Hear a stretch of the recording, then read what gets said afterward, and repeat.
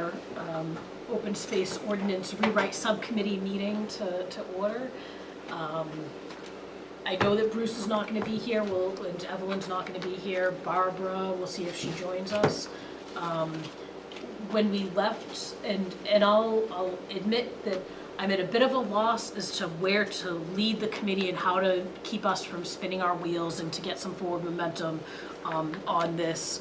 At our last meeting, we left with a few discussion points that folks were going to be considering from, negotiating, for lack of a better term, in negotiating what direction we wanted to have with the ordinance, a few items, and trying to figure out tonight what consensus we can come to on those. But please, because I do feel like I am currently leading us in circles, we haven't made a lot of progress forward. I think we've reviewed a lot of information. I think we've had some good conversations and discussions about the challenges, but I'm open to what is the best direction for us to identify. Jim?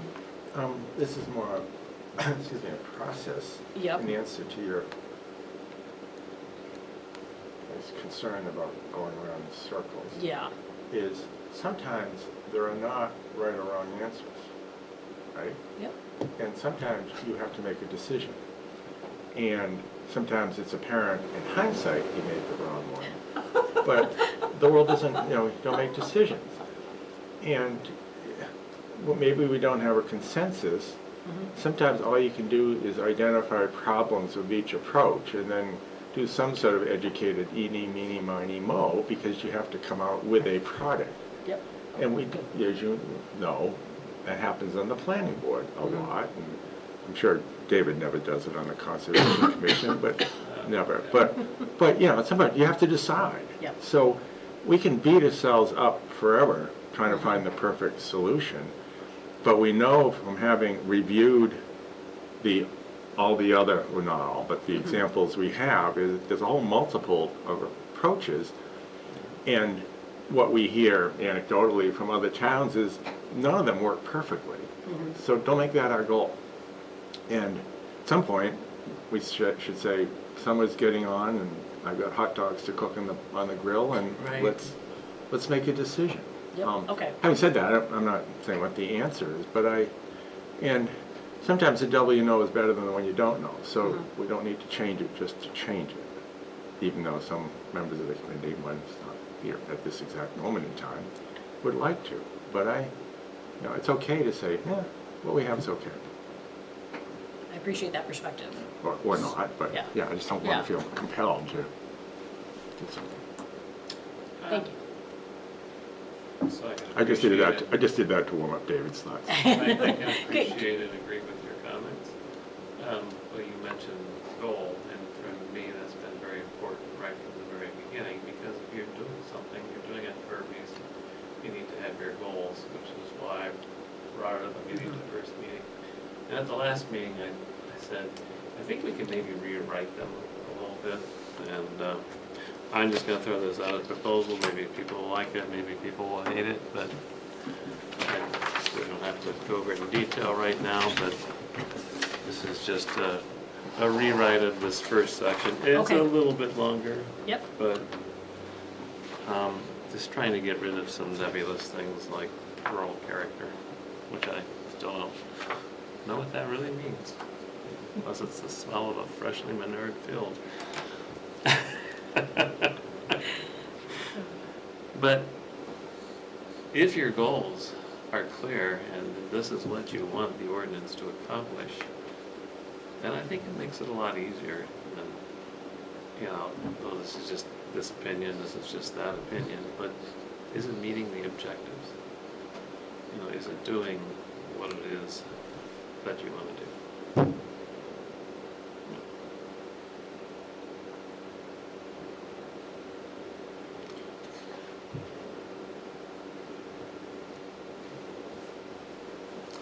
Madam Chair, I have a comment on David's suggestions. Yes. That as a planning board, these are a goal, but you also need to balance anything we enact with court system, the legal system, and a certain perceived obligation to allow some level of growth in town. It's not a preservationist. Yep. So the challenge is with these goals, which I agree with, but also to accomplish the following. So it's a compromise. We're not creating a national park. We're creating developments within, and to the extent possible, when possible, till we can preserve these values. Much as I would like to say, these are it. As a planning board, I don't think you can do that. I'm not on the planning board, so I can say planning board. David, you may disagree, but I think we have to be mindful of the other side of the equation. Although when I listed them, it certainly was no intention there to disrupt the other side of the equation, so I'm not really sure how they do, or additional points are needed to create that balance. If only to say it in words so somebody can't say, aha, you guys are freezing growth, because that would be too easy to target. So when we do the final wording. Well, I mean, It's- this it- is like kind of like the goals of that conservation commission, which is good, but it's not necessarily the goals of the planning committee. I would say something like the goal, the open space development should allow orderly growth while promoting to the extent possible the following objectives. It would be something as simple as that.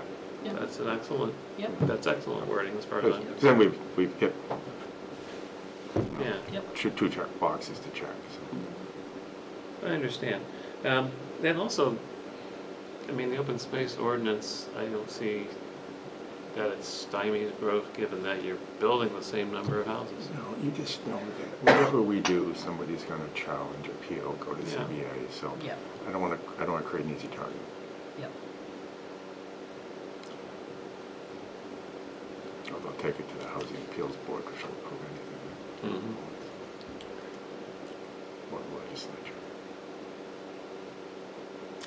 Yeah, that's a good comment that I'll reserve for another. Well, there are certain called externalities of risk that we can't control. And I don't want to focus on them, but we know they're out there. Yep. But don't create an easy target.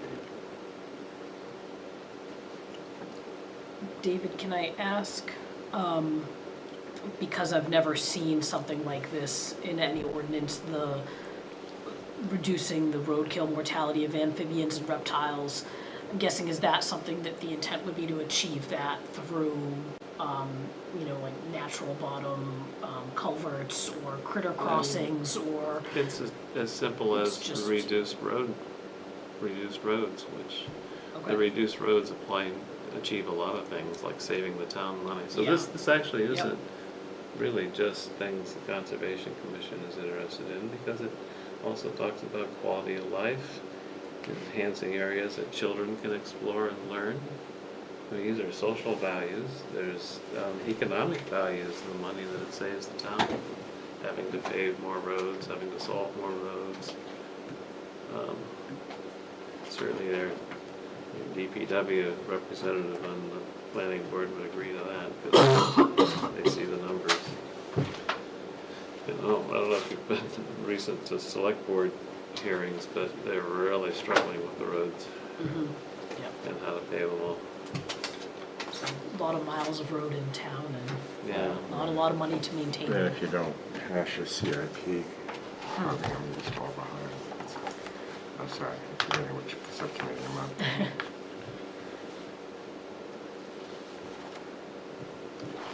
Well, maybe we can come up with like one thing for the evening. That's a great suggestion, is do we, of the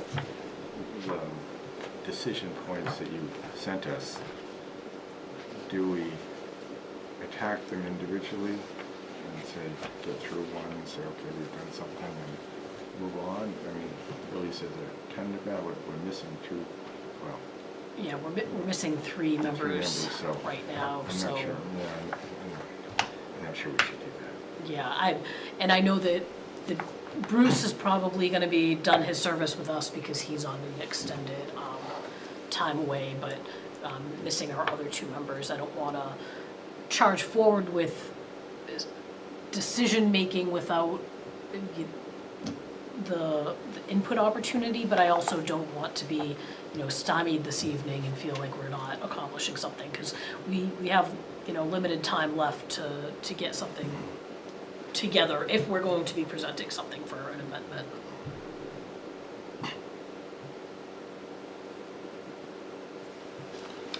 Well, then those I'd two look. items you sent may be difficult to do with the smaller committee then. The one was the mandatory, whether or not the ordinance is mandatory, and the other was calculation of the open space area.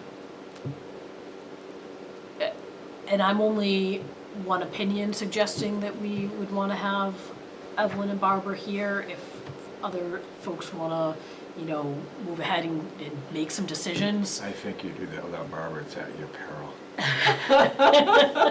Yeah, Well, there's two options here. One is that we wait until as much of the committee as can be assembled is assembled, because I guess what you said, Bruce, may not be available. The other option is, well, we can discuss things, not necessarily make any decisions, just to see if that helps move things along. I'm thinking, I did do some thinking. When you make a decision where you're not sure, like, do I go to UMass or University of Maine, and you do a chart of what's, benefits of Maine and then benefits of UMass, then you flip a coin anyway. But do we want to do something like that for each of these to lay out a summary of the arguments, and then it would give us a way when we have the group here, if we get that, we can at least summarize, this is what we concluded. So we have something to put in front of everybody and let them react, but I don't have to replow this field too many times. So that seems it seems to be a way to have like a an reasonable orderly approach to accomplish discussion, something to walk away with without reaching a final decision and the consequence that can just make reference to certain numbers. That seems reasonable to me. David, Betty, is that? Yeah, I'm the person who doesn't really know anything about anything, so Well, I'm but just sometimes like, that's a benefit. Yeah, I'm here yeah. to, You're be a voter so that you can like do whatever it is you need to do. No, but we need to pass the giggle test with you, Okay. or the blush test, or, oh my God, we didn't really do that test. Okay. Because some of us have strong views, and we need to be the one that says, yeah, I don't have strong views, but this is why I think a reasoned approach would be good. So don't devalue that, Okay. please. Okay. And we'll put you between David and Barbara next time. Okay. Switch your seats. Why is that? Yeah, go ahead. Madam Chair, I'm sorry. So, I guess, of the items that if we want to start with and I'm just looking back at the notes of what I had sent out to folks, and I apologize, Barbara drafted the minutes of our last meeting, but just circulated them to me yesterday, so we want to review. So those minutes of the last meeting are not ready for the committee to review and update. So those we will, and I just mentioned that as an aside before I forget that. So one of the points of consideration was, well, I guess the three that we were talking about, either mandatory versus optional use of the ordinance, a density determination by yield plan versus calculation, and composition of the open space land, how we're calculating that composition. So if we want on those three topics to start with the mandatory versus optional use of open space, Tell me those again, please. we've got mandatory versus Yeah. optional. The density determination by a yield plan versus a calculation Yeah. based on the areas. And then how we determine the composition of the open space land. I think it was a discussion of a percent of the net lot area versus the percent buildable area. And I think there were some unintended consequences if we used potentially net area, but for us to further discuss. Okay.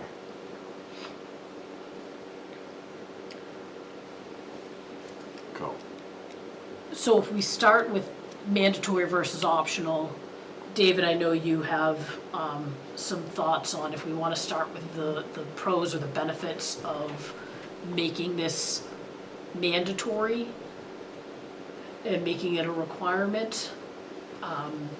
Not to put you on the spot, I guess I would say that if we establish our goals and objectives, and making it mandatory is, theoretically going to be achieving those objectives. We're looking to achieve those objectives with every development that is coming. Define mandatory, does that mean with the exceptions or the exceptions that are provided as we do now? So it's I think the threshold. yeah, there's mandatory with Yeah. some exceptions. Or, in Barbara's suggestion, mandatory but with some discretion by, say, the planning board on whether to waive as opposed to optional. And it's that last proposal that she had that I think we need to at least ponder a With mandatory with discretion to waive bit. versus. Yeah, given, Okay. which the planning board has on some of the zoning matters, like, alternate parking arrangements, would be analogous. Not advocating, I'm just including on the list because that was discussed quite vigorously. Well, so if you have mandatory with discretion, how are you gonna define that discretion? I'm not Because then advocating, I'm just putting it on the No, I list. know, I'm putting this out as the issue, okay? Yeah. Sometimes I can just state issues, Jim. No, okay, Okay. okay, no. Go. But you were glaring at me, so. Oh. Glaring now. What? I don't understand this, but at any rate. Yeah, if you, that's very nebulous. I mean, what determines that? And that creates a couple of problems. One is, does that in fact just simply gut the open space ordinance because it can just be waved away at any time for reasons undefined? And if that's the case, then you mentioned earlier about creating easy targets for lawsuits or whatever. That would be a pretty easy target when, developer A comes in and gets it waived, and developer B comes along and it's not being waived, and it's, well, why not? They didn't have to do it. I mean, this is not being applied equally or fairly. I happen to agree with what David just said. Yeah. Yeah. I had my own mind trying to mull what would be those standards. Maybe we can come up with them as we work through this, but they don't spring to mind. No, the only thing we currently have would be our conditional use permit criteria, so if it was allowed by conditional use. But I think that there's a lot of gray area in those CUP criteria as they currently exist. And I would not strongly advocate for that without having some real defined criteria. The reality is the ZBA can grant variances from anything, including this. And that would be how people would, and we can't shut that off because that's a statutory provision. Yep. But I agree with David, don't make an easy target for that. What's the CBA? Zoning Board of Adjustment, where if you're appealing, Oh, I thought you said C. no, I'm sorry, I was mumbling in my bourbon. Which is interesting. I don't think that has ever happened in town that I'm aware of. But you've been on the planning board, correct me if I'm wrong. It hasn't, it did not happen when I was on, but there were some threats that would happen, and ZBA was mulching into other areas that we were concerned about. Curious if specifically under the open space ordinance, if someone appealed to the ZBA to be able to develop under like a standard conventional subdivision rather than open space, Yeah, or allege some is that- hardship and, Yeah, yeah, to waive it, because yeah, ZBA. not that I'm aware of specific to. No, but they can, I space. don't want to say this publicly, ZBA can grant variances and just about anything. Yep. We challenge it, Probably it would be a rare occurrence, just speculation here, a rare occurrence simply because the developer can save a lot of money by not building as many roads, Yeah, yeah. building it more compact. I think it's a negotiating term.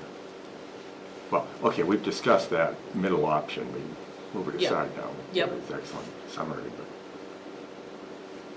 So we've discussed mandatory, discretion to waive, mandatory. What are our pluses and minuses of mandatory? My only concern on it blanket being mandatory, but I guess the ZBA is the relief valve, is if the site, and I know you challenged us to say, well, what are those conditions? If there was something that this site is just not suitable for a cluster or an open space development for some purpose.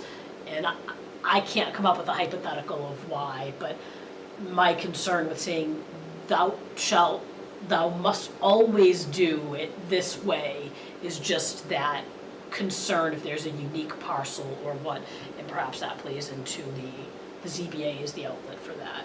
If it is a situation where they Well- want to appeal it, if we're making it mandatory and they're looking for relief. So two options here. One is have ZBA as the outlet, and the other option is try to define what the reasons would be. Things that are concrete, things that can be easily understood and not just, a whim or how people are feeling that particular evening or whatever. There has to be something concrete, not just.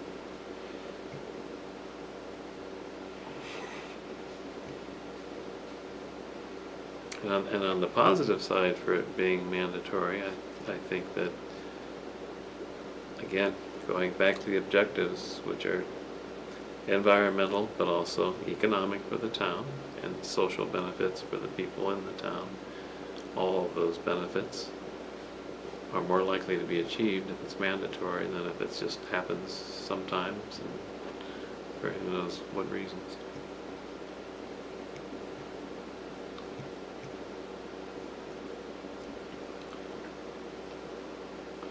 If we're going to make, this relates to other topics, like who holds the conservation land. If you're gonna make it mandatory, you have to make it achievable by the normal expectations of a developer. You can't, Yes.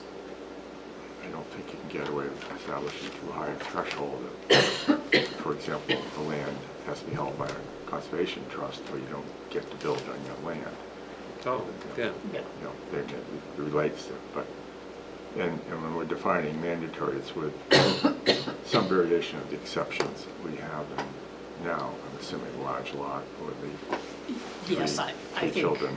I think the is 10 acres, Yeah, 5 acres. 5 acres. And when we first did this, the theory was that in fact doesn't preserve open land in the same way, but it does at least keep some undisturbed land. Plus control, maybe we have.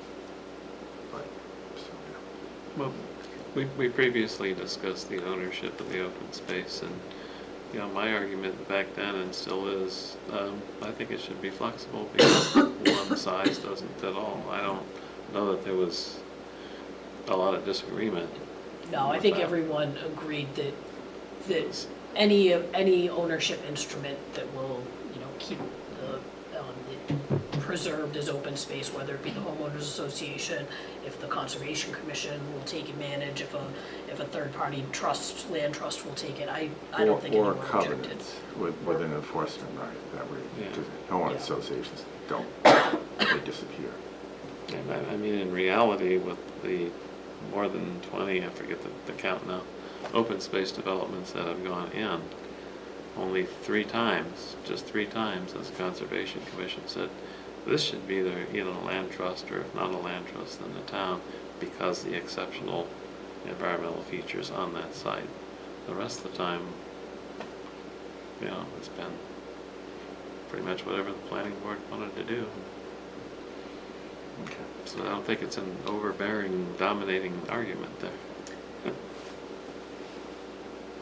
Our other option of, if this is going to just be a purely optional, that the ordinance exists and a developer can opt in if they would like to do that. I think it gives the utmost flexibility to the developer in determining how they're going to develop the property. I don't know that it's going to, and I think there are times where they will opt into doing the open space development for the reasons stated of less infrastructure cost, but I don't know that it achieves the vision of accomplishing, and whether the objectives you gave us tonight, David, or just the general, what we kind of know we're trying to accomplish here with the open space. If we're really truly making it optional, then I don't know that we're achieving any benefit, and I don't know that we're really helping the development to be more successful in any way by letting the developer, completely opt in if they want to. I've seen ordinances in other towns where this is an option, you can do this if you want. It feels like we want to do more encouraging rather than just leaving it as an option if you'd like to take it.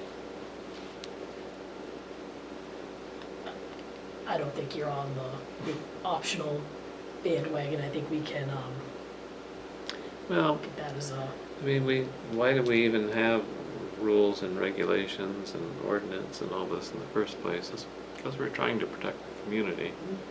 And yes, people also need to have the freedom and the opportunity to pursue their economic desires and needs. But the rules and regulations are mostly there to protect the community and allow those developments to proceed in a way that has the least negative impact on the community. So I think having it mandatory is much better at achieving that overall philosophical objective.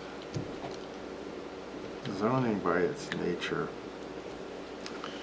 draws lines, lot sizes, setbacks. It's, say they're arbitrary, but that's the nature of zoning. So it's okay in a zoning context to have mandatory provisions. It's not okay to use those to prevent development or achieve some other goal. But in that sense, having a mandatory open space is not conceptually different from having minimum lot sizes or setbacks. So I don't object to it as long as the way it's implemented makes it feasible to achieve, which, I think is we're agreeing on. So I'm still on the mandatory side with the exceptions that we noted. If there are other exceptions that we wanted to add, we could consider them. I'm not sure it jumped out yet. Well, I think wasn't the thing that if it's a lot that is not really able to be open space or something because of whatever, a lot of rocks or. Well, that would be an unbuildable yeah. situation, no matter whether the ordinance is there or not. I went up to those streets up there the other day, and it's just and also last summer, but let's not talk about that. Anyway, people build their houses. This is kind of fascinating to me, and I know why they're doing it, but it just seems kind of crazy. But they build their houses, and they can't use their front door, so they go in through their garage. Because it's so much rock or something, or it's too much of an incline. I'm not really sure exactly what the thing is happening there, but I sort of walked around last summer doing something, which I won't talk about, but it's just interesting to me that we have dozens and dozens and dozens of houses that you can't go in your front door. Well, David knows ours is one of those. Oh, really? Well, you could get there, you just wouldn't bother. It's all decorative. It's just And Evelyn's house has a fascinating. false front door.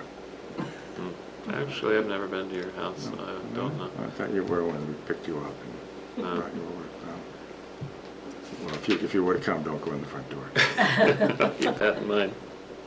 Yeah, I think the open space ordinance is a little different from other zoning things in one fundamental way, though, and that is most zoning regulations, whether it's, minimum frontage or setbacks or all that, can restrict the number of lots on the site. Whereas this ordinance does not restrict the number of lots.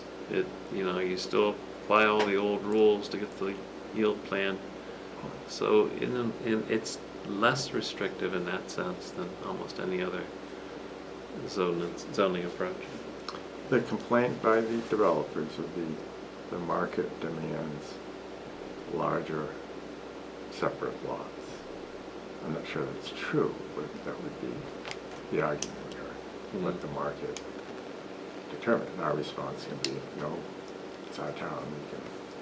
We can establish what our town's going to look like. Yeah. I think that's fair, but the response. Yeah, well, there doesn't seem to be any reticence for people buying them because they all get sold pretty quickly too. Well, I think Okay. we're coming out on mandatory. Yeah, I think, Even our neutral observer in the corner.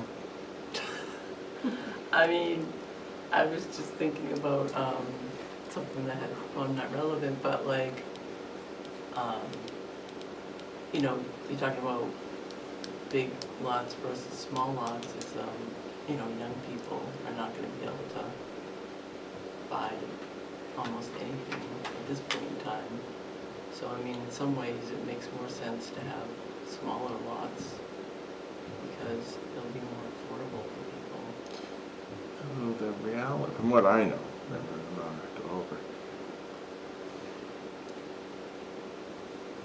What sells a house lot is not the size of the lot. So if you take a 2-acre lot and increase it to 4, the value of that lot doesn't go up by 2. It might go up by some amount, but it's really a function of how many houses you can build. Right, but like, it's a McMansion versus, a cute little ranch house. True. Yeah. I haven't seen lots of squeeze mansions out, but yeah. Yeah, no, you're right. yeah. Anyway. Okay, I agree. I think it sounds like mandatory is where we're leaning on this, but I don't know if we want to.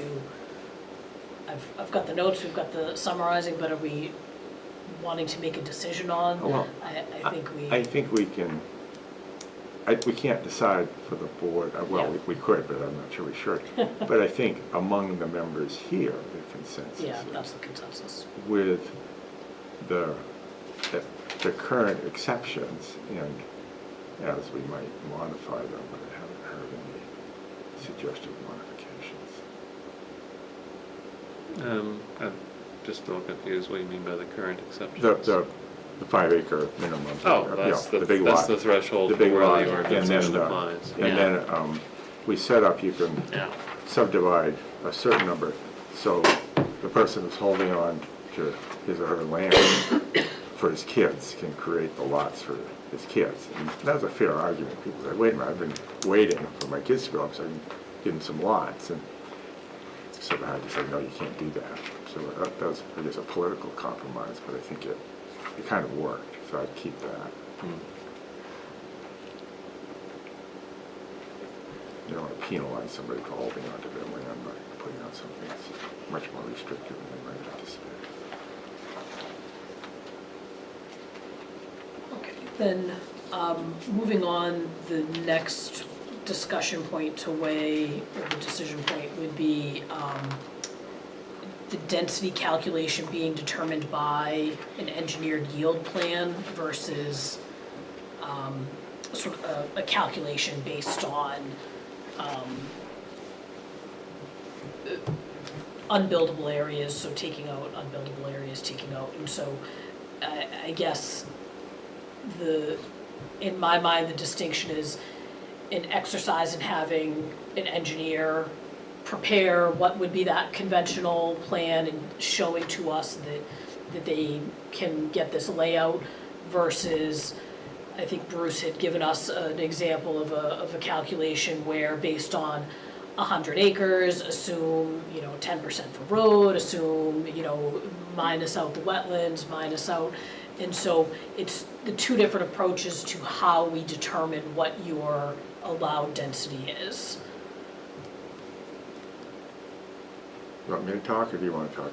Go for it. Well, I was going to ask you a question. Yep. In your 3 years in the planning board? 4.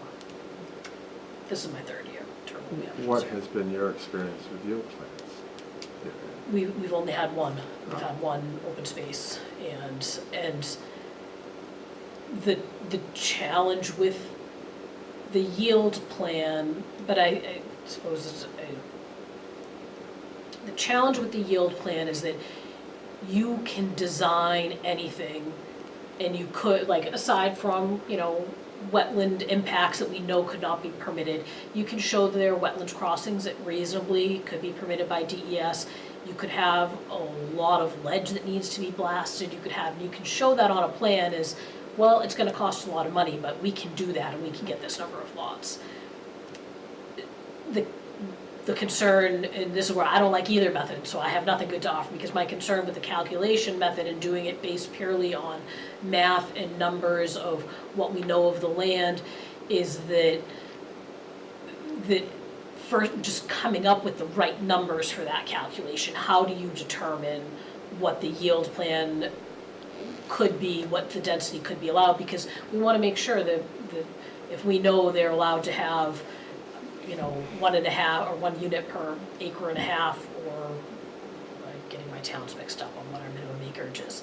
But we want to make sure that they're allowed to do what is allowed in the underlying zoning district. So if we go to a pure calculation method, I think there's a lot of math that needs to go in on us figuring out that formula, and I don't know that we're at the point of being able to figure out and identify that calculation. So I don't like either method. I have only negatives about everything, but I'm sure other folks have positive. Let me talk a little more then, and then David can Yeah. correct me. In my experience on the planning board, we wasted an awful lot of time on yield plans. And we're generally unhappy with the result. So it's an imperfect solution for the reasons you've said. And it's difficult for the planning board to weigh cost of development to say, no, you're not really going to build that. You can in the extreme cases, but so we just wasted time and weren't satisfied. Point number one. Point number two is no zoning or no rules are going to be perfect in all situations. My rule of thumb is you can cover 80% of it well enough and the 20% doesn't grossly offend you, it's probably a good product. Third is the math solution. If you create the right formula, it's going to be a lot easier, could be a lot easier to administer and not take as much planning board time. And I found I get pretty grouchy and tired in planning board meetings, and maybe I've been on long enough to, if we could have somebody, Joanne, I don't know, somebody calculate the math and say, okay, that's close enough, then you get on with it. That to me is an attraction. Now, as people on the other side will point out, well, the key is, what is your formula? And at some point somebody has to decide, if it's based on buildable land, what in fact is buildable. But that's an easier analysis, I think, than puzzling over a yield plan. But the advantage of the yield plan is you can nip off lots and say, no, you can't have that one because you wouldn't build it. And every developer comes in asking for 3 more lots and think we're going to get, and it's up to us to nip them back. But you might give up that power. My concern with on the yield plan, the nipping back and saying, oh, no, we don't think that's a lot, we don't, does that set us up for an appeal on, well, you guys didn't determine, the black and white of the math and the calculation to me seems more defensible if we're trying to, but. The reality is, I don't think anybody's ever appealed getting one vote. How many, Yeah, because they're not going to bother. 36 versus And 37 they come in lots. asking for more than they think we're going to grant anyway. Yeah. But they could. can live in this. Well, so I can understand the concerns about some of these aspects of the old plan, like, is that really economically feasible? Would you do that? Well, but what I cannot understand is how that is any different from an open space yield plan for an open space plan versus, we're not even talking about open space, we're just, here's a regular proposed development. You still have that same issue. There's no difference. It really has nothing, it's not a good argument against the open space ordinance, I don't think, because if you didn't have it, you'd still have that Not a same good argument against the concern. yield plan, right? We're talking Yeah. about yield plan versus a different formula to determine maximum number of Right, lots. but the concerns would, in a regular development, would also occur. I mean, it would be the same discussions, the same arguments. As far as, taking up a lot I of think planning like what board. they're talking about is like the yield plan versus like just a calculation. They're Yeah. not talking about, like doing the open space or not doing the open space. The way it works now is they come in with a plan. Originally, it was supposed to be more of a conceptual plan, but then we saw they were, Really? ignoring steep slopes and everything. To show in a conventional subdivision how many lots could be built. Oh, I see. And that Okay. established the number of building lots we can Uh-huh. have in the open space. And then you apply the reduced lot sizes and all the other stuff. Took out the open space portion. So it's really just a math calculation. Go on, David. The other issue you raised was, planning board has to spend a lot of time on it. Well, I don't like spending a lot of time in meetings either, but No. I don't know that that's necessarily the overriding criteria. However, there's also other mechanisms like the TRC reviews and things that have been implemented to try to reduce some of that time that has to be spent during the public meeting. And the evaluations of the yield plan is another thing that could be handled in that scenario with that mechanism. What do you think, Ms. Planner? I'm trying to see this in Do you know what the right way. TRC? Wait, David, explain that process. TRC. Which process? TRC, Technical Review. Technical Review Committee is, the developer first comes into the planning department and they talk with the planning administrators, the DPW representative. I mean, I've never been to one, so I don't know who all shows up. Fire, police. Fire, police, and they go over and they look at all these issues that will need to be addressed. And, a lot of these things that would come up in the, public review and the planning board are oftentimes addressed first in those reviews where, DPW might say, well, we're gonna have a drainage problem here, we're gonna have to do this, we're gonna have to do that, so that it's a way to get a lot ironed out before the public hearings even start, or before they even file their application. Right. They can get more information.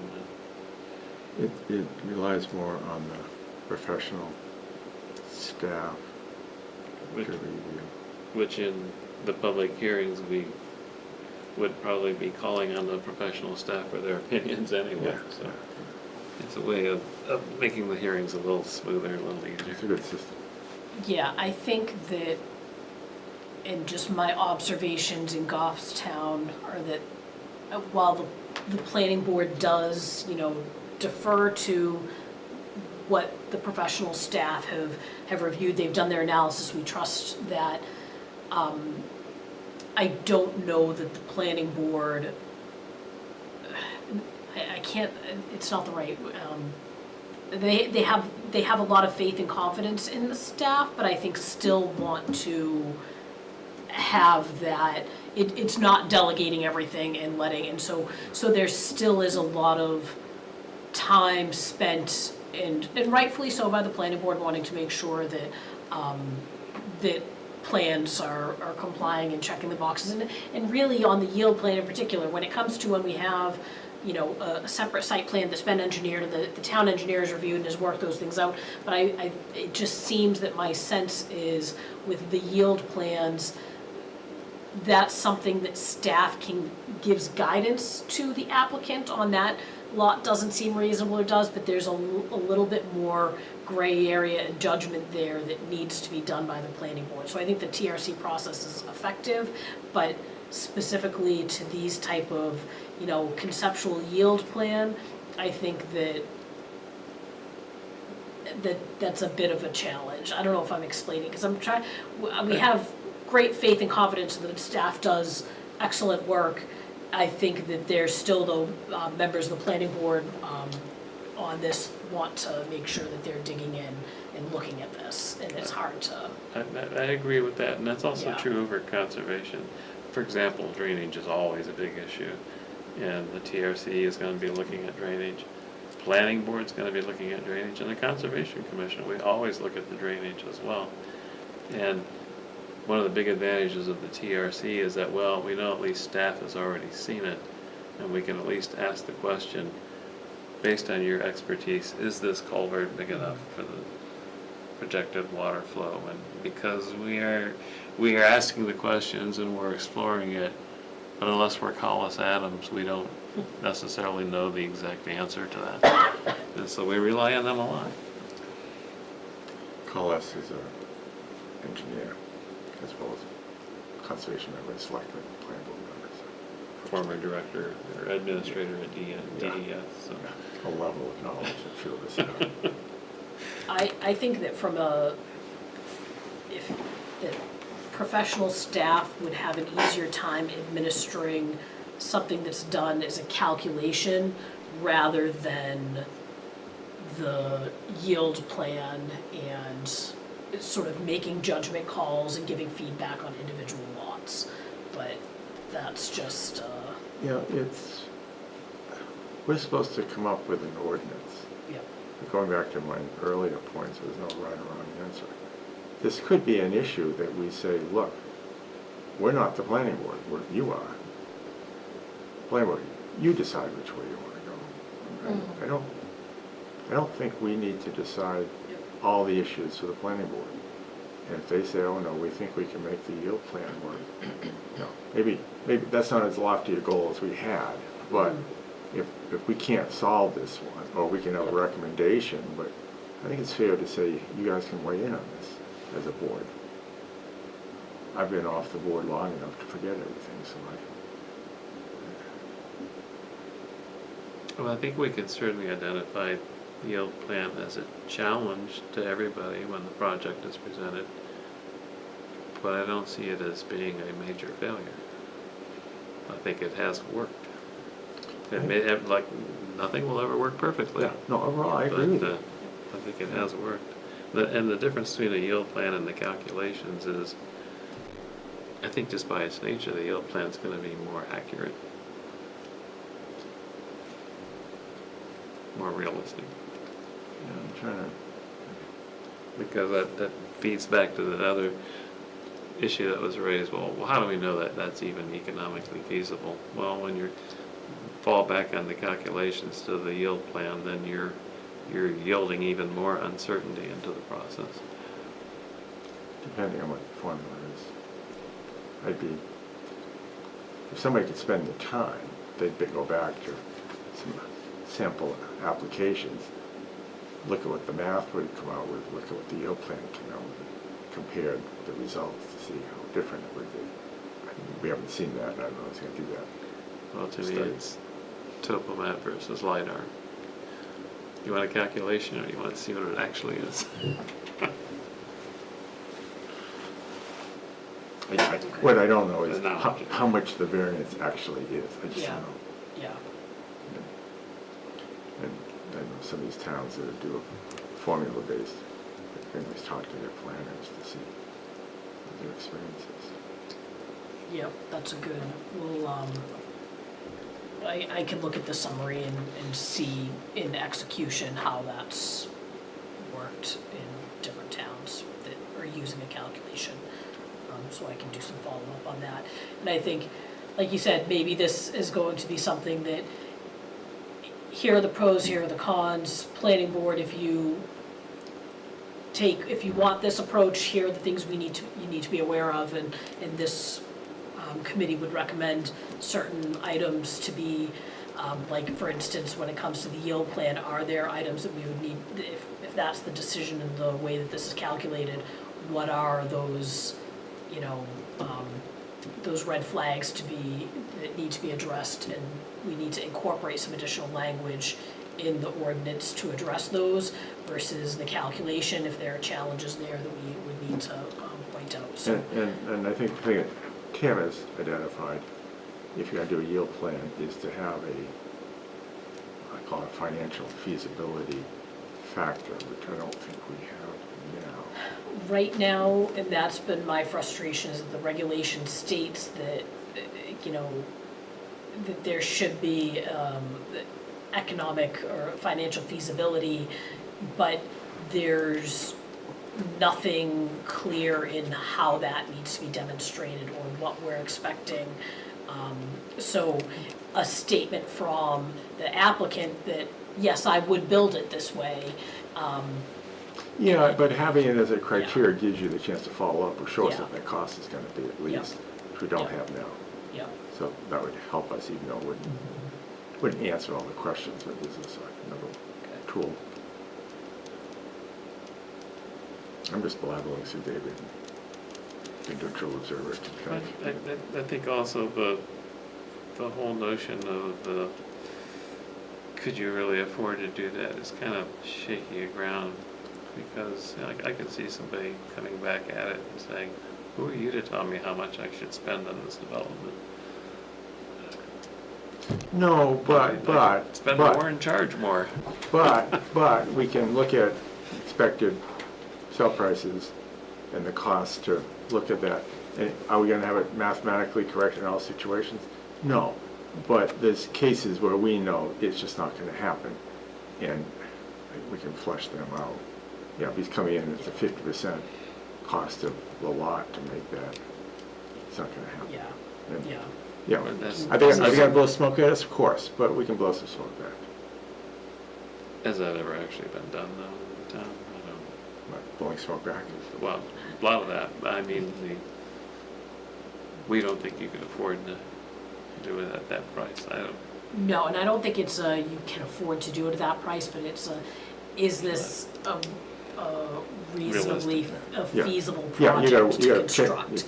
do the wording a little more. Yeah, is this really feasible to construct from a, you know, not only engineering and constructability, but also the financially feasible And I Yeah. thought to one of construct. the, I can't remember now, the samples did include that, but but has that ever actually been challenged in any project? by the developer?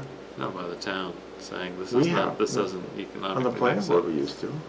Because I know of one example where we raised that from the Conservation Commission and it was ignored, project was approved, and it never got built because it wasn't economically Yeah. feasible, and now we own the land. Yeah, no, I remember, you know, Tim was very frustrated, but we didn't know how much we could push because our ordinance didn't Yeah. give us. If the ordinance doesn't have It- the it's- teeth, it's a They're challenge. still gonna blow smoke and get things lots in, but again, 80% Why do people do that then? Like, if it's not economically feasible, why are they even bothering? Well, doing don't it? forget, it's only a calculation for how many lots they can put in the open space. And if they can do a conventional subdivision, they can say, I can build 30 lots, even though in fact they won't. Then on the open space, they're gonna be able to have 30 housing units that are smaller, so they can in fact build them. So they'll get that many more permitted lots, because they're gonna say, in a conventional development, that's how many they could have built. And we're gonna say, no, you couldn't do 30, you're only gonna be able to do 25. Right. And we say, no, that's the number. Then, so it's just a way to squeeze more units into the open space. Yeah, there's that, and I think in some cases, it's a question of experience, you know, an experienced developer who really knows his stuff, knows that, yeah, this doesn't make sense, I can't do that. Sometimes it's individuals that have the land Yeah. and they think they're gonna make, you know, big money, and they push forward even if it doesn't make sense, because they're not experienced developers. Well, where I'm coming down is, if you're gonna have a yield plan, Mhm. have some which I don't think is there now, but maybe it is somewhere, a financial feasibility factor that the board can consider, recognizing it won't be perfect, but at least it gives us a way to inquire. How do we do that? I guess that's my question. What are the criteria? What are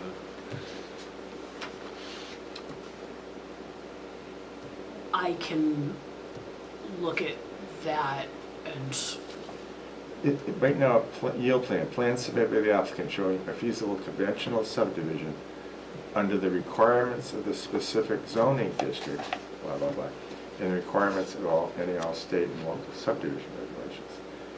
That suggests you could just do a grid development, taking out steep slopes and wetlands, and calculate it. And we want to say, no, in fact, that is not a project that would be developed. And so we Yeah. need to change the definition of yield plan. And we saw some better definitions in the samples. yeah. I'll, on page 108. for the next meeting, or before then, can go back through our examples from other towns and pull out and see if there is language that any of them have used, but I also want to make sure that it's language that's defensible, and so that if Yes. we're doing this, just because, Londonderry has something in there that says, shall be financially feasible, if Londonderry has been repeatedly taken to the Housing Appeals Board over that, then that probably wouldn't be good language to remember, Probably so not.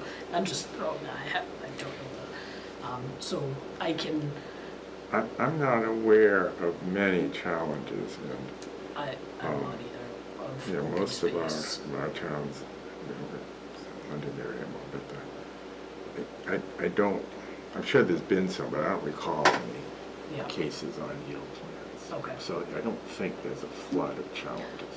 Like you said, it's something that to appeal over, if it's, do I get 20 lots or 21 lots, you're not seeing They're not gonna- appeals or they're not- challenges in They're those not going to hold decisions. up the development over one lot Yeah. or two lots. Yeah. Okay, If you've got power, exercise it. yeah. At the planning board, the other planning board.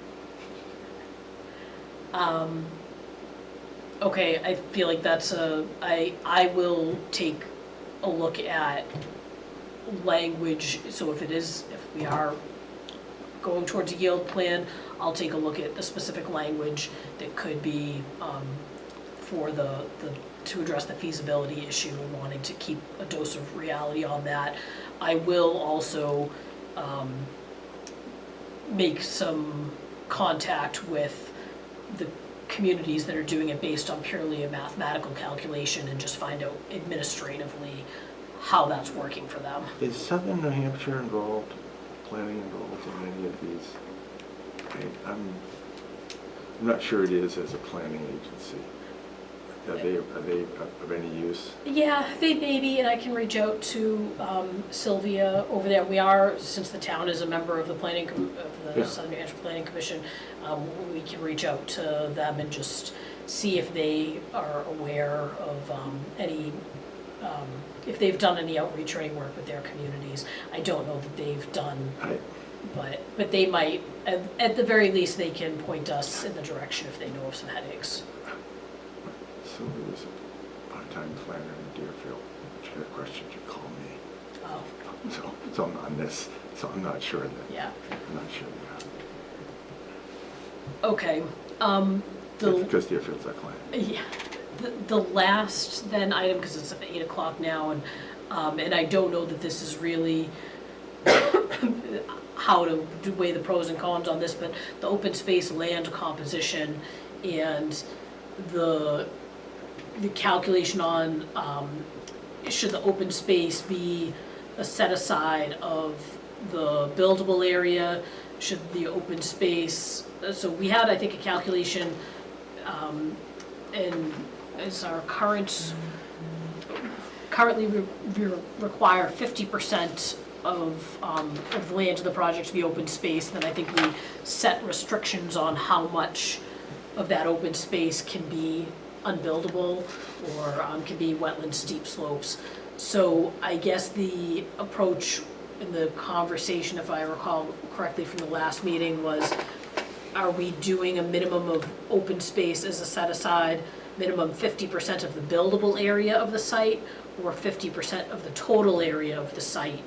And then further restricting to make sure that the open space itself is not purely the unbuildable land. But I know we want to preserve wetland areas as well, and that by their function, they're going to be preserved in the open space. I understand, but- but I Yeah. think the statement has a major logical flaw in it. Okay, And the logical flaw is that if the requirement is you must set aside 50% of the buildable area, that's after you've taken out the unbuildable area.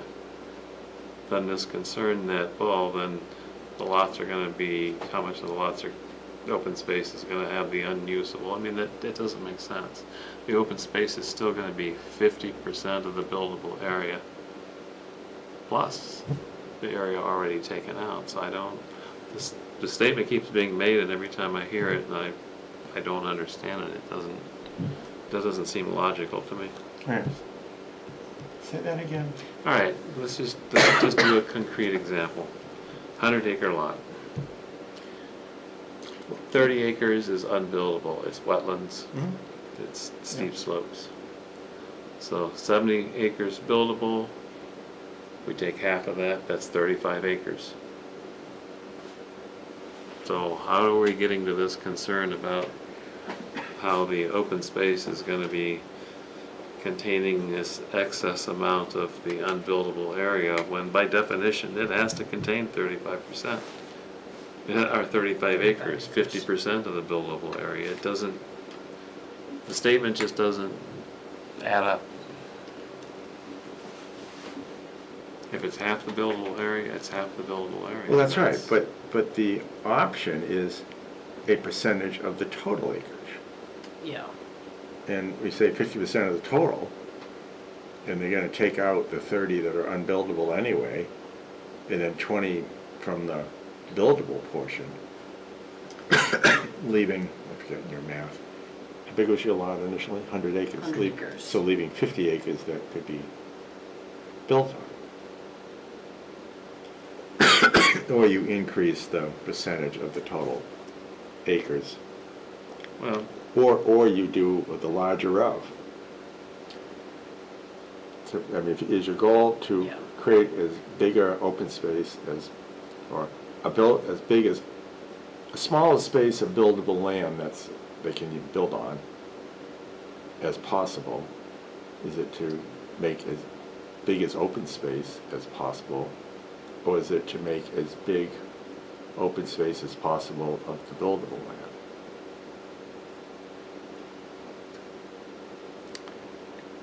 In my mind, we're wanting to make as big an open space as possible, but we also, I think that open space though, so if it's based on the total, the net area, we're gonna get the bigger set aside of open space. But I think we need to make sure that if the 50 acres on our 100-acre, theoretical parcel, that 50 acres is not purely wetlands, floodplain, steep slopes. Yeah, we found that We need initially, to, they were just setting aside have junk that. land, so it Yeah. wasn't reducing what they were building on, Yeah, but do we care? well, your first statement was you think the objective is to have as big of an open space as possible. in my mind, that's Right. my And then objective. the argument goes on to say, well, here, this way we have, it's only 35 acres if you're doing it the way we have been doing it, which is taking out in the non-buildable area and then 50% of the buildable area. That's 35 acres. The other way you described, it's 50 acres. So that's less open space, not more, that's less. And even on day one of these meetings, when, you know, the first question I posed was, well, what are people's objections to the current regulations? What do you don't like about it? And I remember I took notes on that. You had a concern about plots being too small in some cases. Yeah. And Barbara had a concern about we're being too generous and not setting enough open space aside. So, I mean, and then to propose Yeah. something which reverses that, I'm at a loss to understand. I think what we have right now is, to me, makes a lot more sense. But what we have right now is based on Buildable area. buildable area.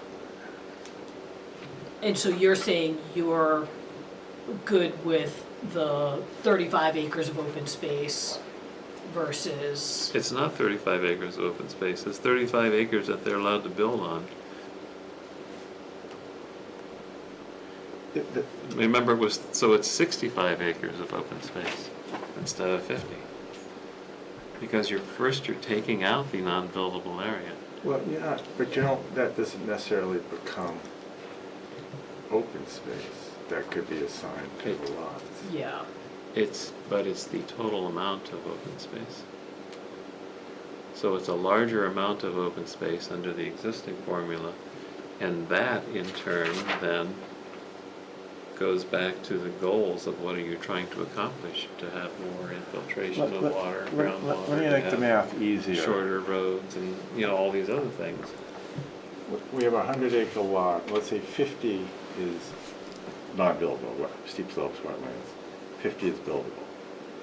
And our open space required is 50% of the buildable area has to be in open space. That's 25 acres, Yeah. and that's all. There's no requirement to put the lousy land into open space. I think it's 25 acres of, that's allowed to be buildable too. Correct. They're not gonna be putting a house in the wetland, No, well. because that's restricted No, by the existing ordinance. what is the goal? Is it to reduce the area in which it's built on, or is it to maximize the open space? If it's to reduce the area that can be built on, you're correct. If it's to maximize land in open space, whether it's Also built on- correct.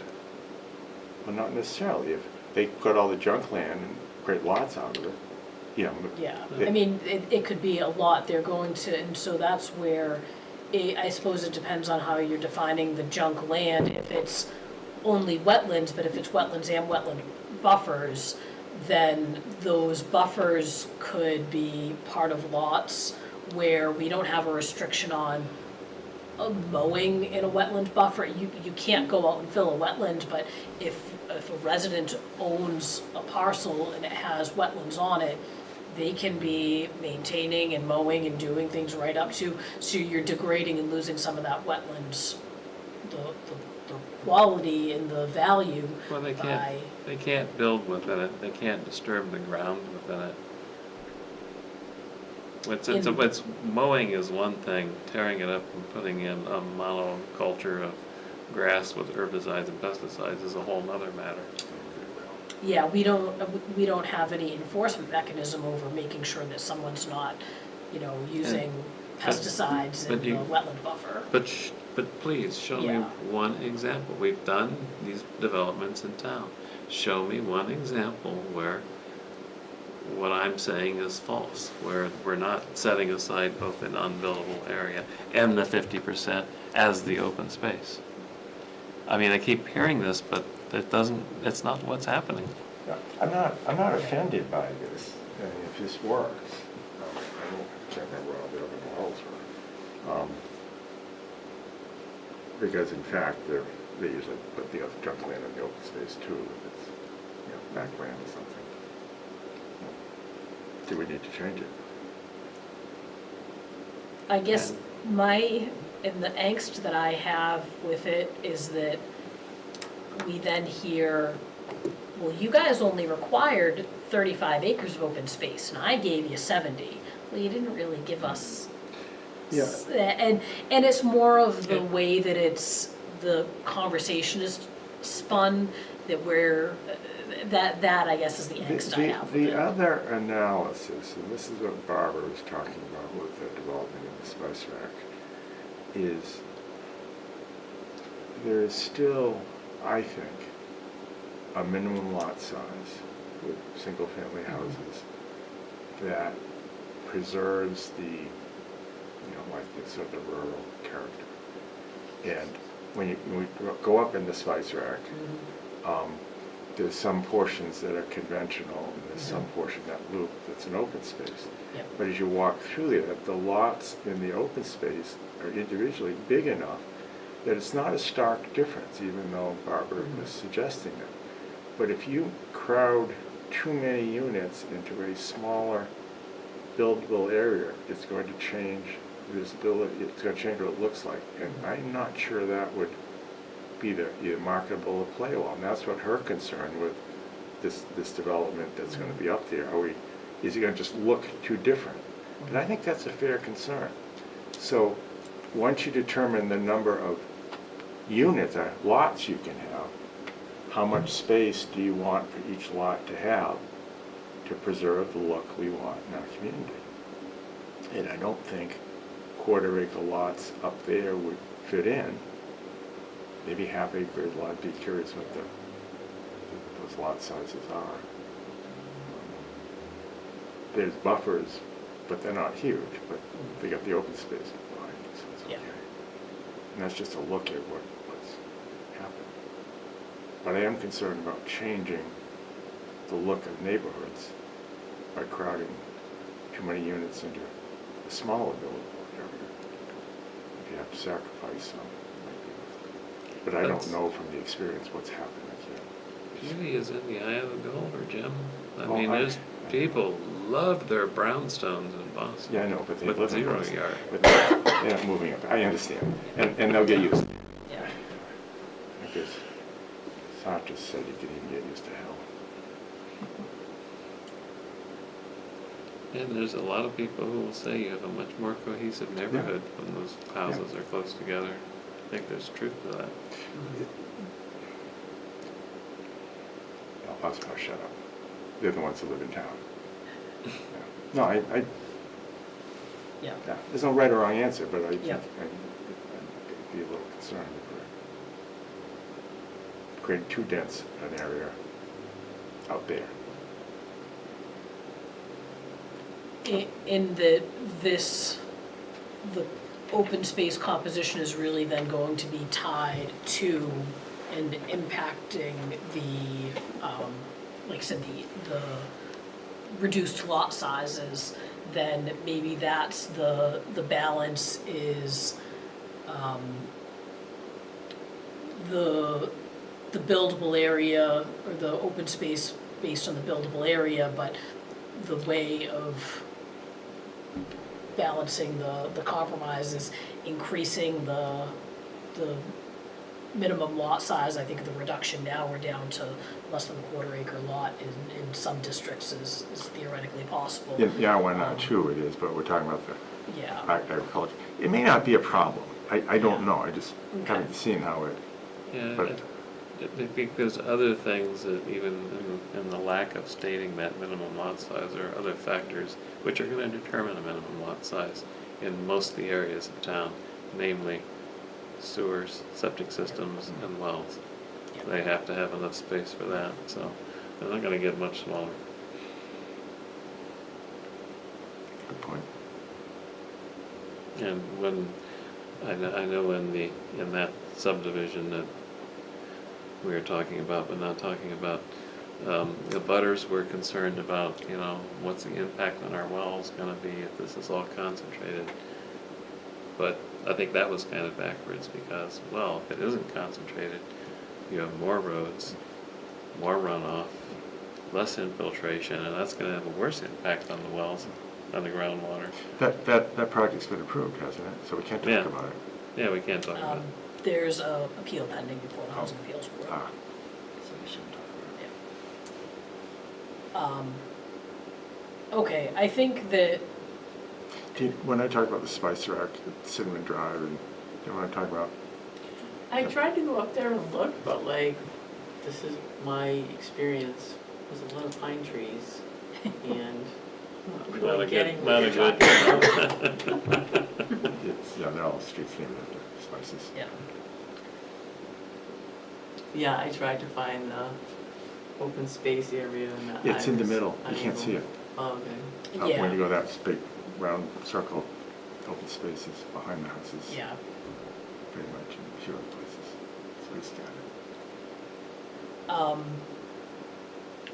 In order to, what information would be helpful, or what analysis or calculations from other communities for the next meeting to, I think, the open space composition and I guess balancing that with the lot sizing and reduced lot sizes needs to be carried out a little bit more. What information would be helpful in terms of figuring out what's the right number and how comfortable people feel with the different approaches to the open space? Is there something that we're missing here right now, a data point that would be helpful in reviewing this? Or is it just a matter of looking at, this is what the open space looks like in, you know, these 4 different developments in town? Or is there a sentiment or a feeling right now on, you know, that one versus the other is the clear, correct approach?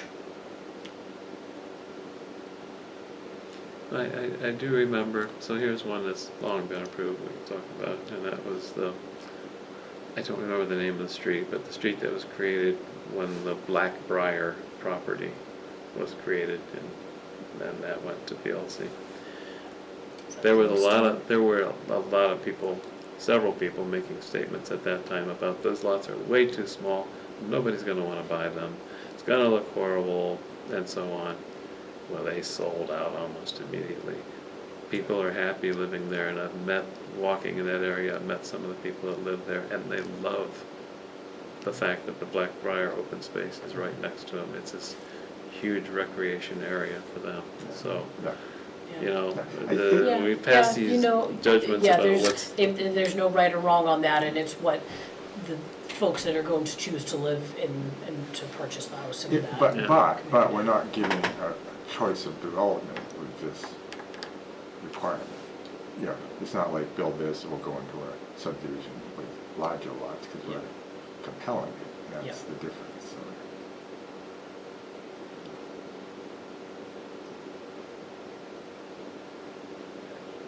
My wife would want a lot with a lot of gardens, and that one wouldn't work.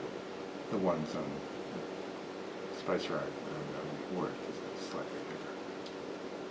I mean, I personally want the smallest Yeah, I know, possible I know. lot, so I don't have to worry Yeah, about no, the that- yard too it- no, long, but I'm concerned but I about- don't want the neighbors Yeah, right. I'm concerned about the one-size-fits-all Yeah. approach. Yeah, yeah, So, okay. Ask Joanne what the typical lot size has been on the Okay. open spaces that have been approved. it's and quite variable, actually. It's, Well, I mean, even without going to the numbers, just driving around, I mean, I look at them, because I look at the open space areas and look at a lot of maps, and so the ones Blackbriar, those were much smaller than usual. by the developer's choice, or because, Huh? by the developer's choice, or because it was compelled by the planning board? Well, doing the open space ordinance was compelled by the planning No, board, but because the that was lot our size. regulation. But the lot size that he. The lot size was because they wanted to get as many lots as they could. Okay. And some of them. And- That was a choice that the developer made, Yeah, rather but- than planning. Well, He had he to didn't do- have it, he had to do an open space. He had to do ordinance. open Yeah. space, but within the open space, what lot size Yeah. does he create? How many lots, and actually, I think during that process, 2 lots were eliminated because it didn't make sense. And that's where to that point, that if we are compelling and requiring the open space, then we need to allow some flexibility for the developer to, or, Without weakening Yeah. open space too much, yeah. Yeah. I just, No, they always have the option of not building as many on. I know, yeah. Which some will choose, but not many. yeah. But there could be an And if we tell the economic courts decision. that that's on our basis, Yeah, then, no, yeah. erase that from the record. I don't wanna, I don't want the same look throughout town. I want there to be some variation in lot sizes and appearance and how you achieve that.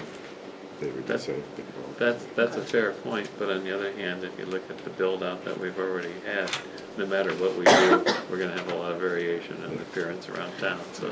I don't know how that conflicts though, Jim, with, you know, we want a variety throughout town, but we also in the current ordinance say that you should be fitting with the character of the surrounding Yeah, community. that's me. So that's How does that- the, that's it. But you go to, you know, like the developments in Merrimack during the boom times, and they all look, house, they all Yeah. look the same. yeah. Avoid that.